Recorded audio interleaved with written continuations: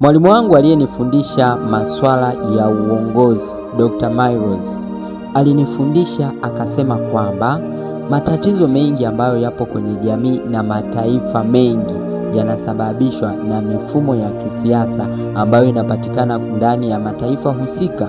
Na kwa nini yanatokea? Yanatokea kwa sababu wananchi wa mataifa husika wanakuwa hawajui, hawaelewi ni kwa namna gani wanaweza wakamtambua kiongozi.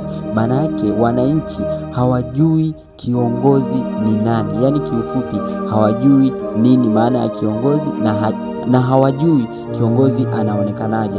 Alinifundisha vizuri sana, mpaka leo nikisikiliza na kumwangalia mtu najua huyu ni kiongozi, huyu si kiongozi, huyu ni mwanasiasa.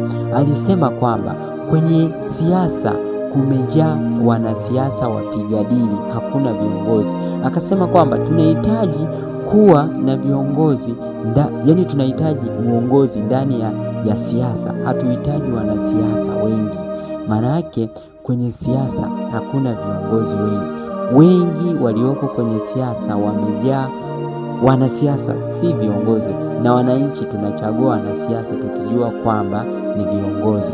Kivipi? Kuna namna ya kumtambua kiongozi. Kiongozi inatakiwa ujue. Ukiona mtu anapambania nafasi, huyo sio kiongozi, ni mwanasiasa. Kwamba mimi nitakapokuwa mtu fulani nitafanya hivi, huyo ni mwanasiasa, sio kiongozi. Sasa kuna maswali ambayo inabidi umuulize kiongozi wako akupe majibu yasifanane, yawe majibu tofauti na yaendane na uhalisia. Huyo utajua ni kiongozi. Hebu swali la kwanza muulize tu kiongozi wako kwamba nini maana ya uongozi, au kiongozi ni nani. Muulize tu akujibu vizuri. Swali la pili muulize kwamba makusudi ya wewe kuwa kiongozi kwenye jamii yangu ni yapi? Makusudi ya wewe kuwa kiongozi kwenye jamii yangu ni yapi?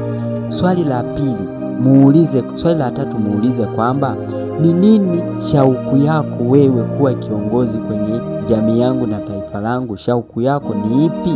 Baada ya hapo muulize swali la kwamba una kanuni gani, kanuni zako za kisiasa na kutimiza hayo makusudi yako pamoja na shauku yako ni zipi?